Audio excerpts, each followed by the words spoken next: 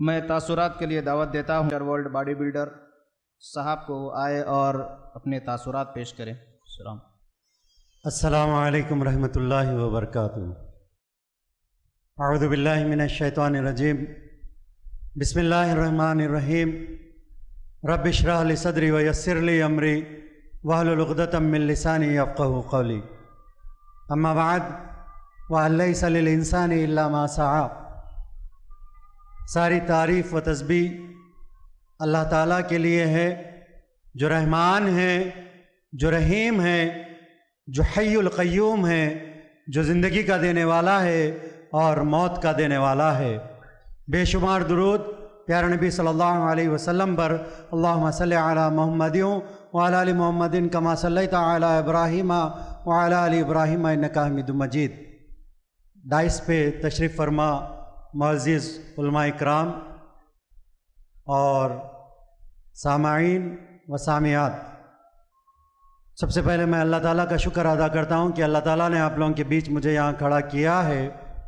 میں خاص طور پہ یہاں کے طالبات سے یہ کہنا چاہوں گا، جو خواتین یہاں سے جامعہ سمیہ سے حفظ کی ہیں اور کئی خواتین عالمہ کا کورس کیے ہیں، ان لوگوں سے کہنا چاہوں گا کہ اگر آپ کی زندگی میں 4 چیز ہیں تو اللہ تعالیٰ آپ کو کامیابی دینے والے ہیں۔ جیسا کہ میں اسکول اور کالجز میں جا کے اپنی بات کو رکھتا ہوں، تو میں آپ لوگوں کے سامنے کہنا چاہوں گا کہ 4 ڈی یاد رکھ لیجئے، آپ لوگ اپنے ذہن میں بٹھا لیجئے کہ یہ 4 ڈی اگر آپ کے ذہن میں رہیں گے تو آپ مکمل کامیاب ہو جائیں گی انشاءاللہ۔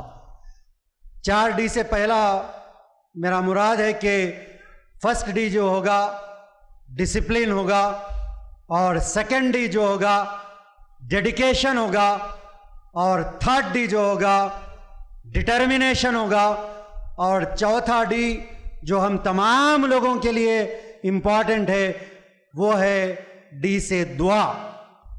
تو میں کہنا چاہوں گا کہ اگر آپ 4 چیزیں اگر اپنے دماغ میں بٹھا لیں گے تو آپ کامیاب ہو جائیں گے، کیونکہ جو عورت کے پاس جو خاتون کے پاس ڈسپلن ہوگا وہ ٹائم پہ سوئے گی، ٹائم پہ اٹھے گی، ٹائم پہ تلاوت کرے گی اور ٹائم پہ اپنا ہر کام کرے گی۔ اگر یہ ڈسپلن ہماری زندگیوں میں اگر آ جاتا ہے تو سمجھے ہماری زندگیاں کامیاب ہو جائیں گی، کیونکہ صرف تعلیم حاصل کر لینا، تعلیم حاصل کر کے اس کو وہاں تک محدود رکھنا کافی نہیں ہے۔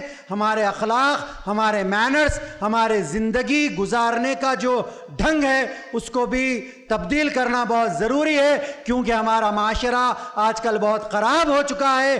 رات میں جو جاگنے کا مشغلہ ہمارے پاس حیدرآباد میں آ چکا ہے، پہلے حیدرآباد میں نہیں تھا، مگر رات میں جو خواتین جاگ کے اپنی رات کو خراب کر رہی ہیں، میں ان تمام لوگوں سے کہنا چاہوں گا جو موبائل کا غلط استعمال کر رہے ہیں۔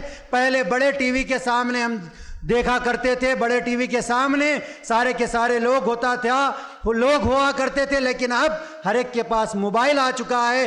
بہت سی خواتین رات میں جاگ رہی ہیں۔ میں ان سے کہنا چاہوں گا کہ پہلے 30ویں پارے کا پہلا سورہ میں اللہ تعالیٰ فرماتے ہیں وَجَعَلْنَا اللَّيْلَ لِبَاسًا وَجَعَلْنَا النَّهَارَ مَعَاشًا، ہم نے تم کو رات دی ہے اوڑھنے کے لیے، آرام کرنے کے لیے، اور دن دیا ہے کام کرنے کے لیے، لیکن ہمارے گھروں میں یہ معاملہ نہیں ہو رہا ہے۔ عشاء کے بعد فوری کھانا کھانے کے بعد سو جانا ہے، لیکن ہم لوگ اس کا الٹا کر رہے ہیں، اور جو قرآن کا الٹا کرے گا وہ زیادہ نقصان میں رہے گا۔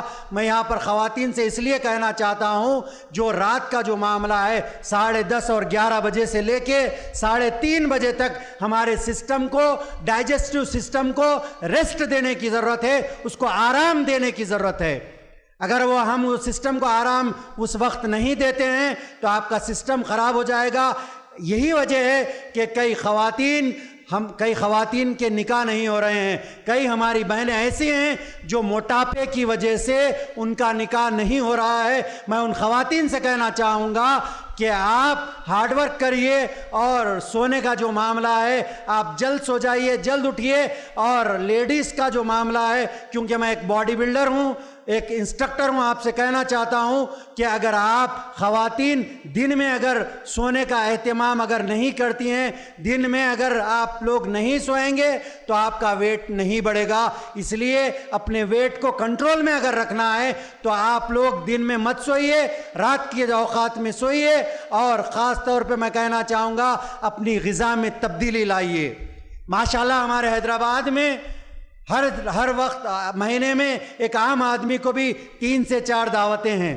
میں آپ لوگوں سے کہنا چاہوں گا کہ اپنی غذا کو کنٹرول میں لائیے، کیونکہ کئی عورتوں کے، کئی لیڈیز کے نکاح نہیں ہو رہے ہیں ویٹ بڑھنے کی وجہ سے۔ میں کہنا چاہوں گا کہ روٹی کھائیے، اور رات میں سوتے وقت جو آپ کا جو ٹائم ہوتا ہے سونے کا اور کھانے کا، اس میں آپ زیادہ ٹائم دیجئے۔ آپ عشاء کے فوری بعد کھا لیجئے، اور رات کے وقت روٹی کھائیے آپ لوگ، اور رات میں گوشت کا اہتمام مت کریے، سبزی لیجئے یا مچھی آپ لے سکتے ہیں۔ اور اگر آپ یہ چیزوں پہ کنٹرول کریں گی تو آپ صحت مند ہوں گی، اور آپ کے رشتے اچھی جگہ پر ہوں گے، اور آپ کے رشتے جلد سے جلد ہو جائیں گے۔ اس لیے جہاں پہ آپ تعلیم جہاں پر حاصل کر رہے ہیں، میں 2 باتیں کہنا چاہتا ہوں۔ آپ اپنی تعلیم کو لوگوں میں بانٹیے، جیسا کہ حدیث میں آتا ہے بلغوا عنی ولو آیا، کہ آپ اگر ہم کو اللہ تعالیٰ نے ہم کو تعلیم سے نوازا تو اگر آپ کو ایک بھی آیت معلوم ہو تو لوگوں تک پہنچا دو۔ یہ کام کیجئے، اس کے اوپر عمل پیرا ہو جائیے۔ اور آخری بات میں آپ لوگوں سے کہہ رہا تھا کہ دعاؤں کا اہتمام کیجئے۔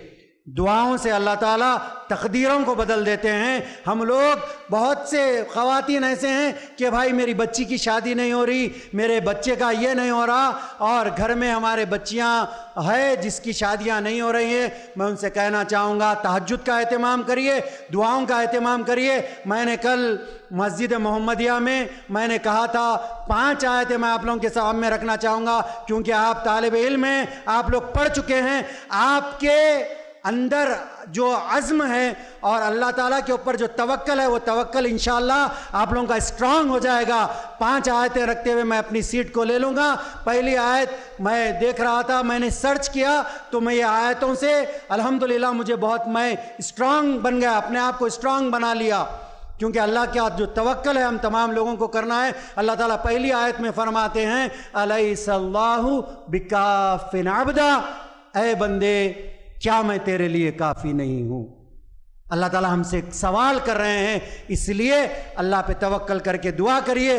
دوسری آیت میں اللہ تعالیٰ فرماتے ہیں ادعونی استجب لکم، تم مجھ سے دعائیں مانگو، میں تمہاری دعاؤں کو قبول کرنے والا ہوں۔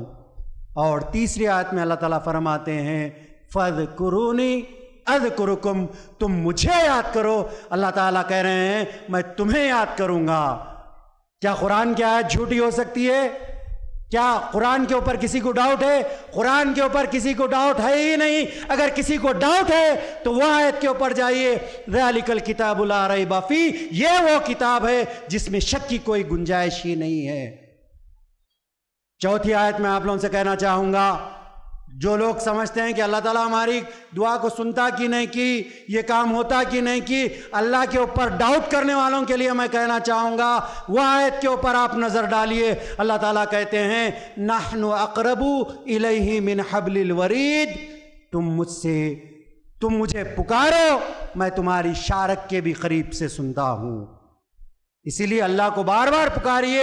اگر کوئی نروس ہو گئے ہیں، کوئی یہ سوچتا ہے کہ میرے گناہ بہت بڑھ چکے ہیں، اللہ تعالیٰ میری توبہ قبول کرتا کہ نہیں کی، میرے گناہوں کو اللہ تعالیٰ معاف کرتا کہ نہیں کی، اگر کسی کے دماغ میں یہ بات چلتی ہے تو میں ان تمام لوگوں سے آخری آیت کہتے ہوئے میں اپنی سیٹ کو لے لوں گا۔ اللہ تعالیٰ فرماتے ہیں لا تقنطوا من رحمت اللہ، لا تقنطوا من رحمت اللہ ان اللہ یغفر الذنوب جميعا انہ هو الغفور الرحیم۔ اللہ تعالیٰ کہتے ہیں کہ مجھ سے نا امید نہ ہونا، میں بڑا معاف کرنے والا اور رحم کرنے والا ہوں۔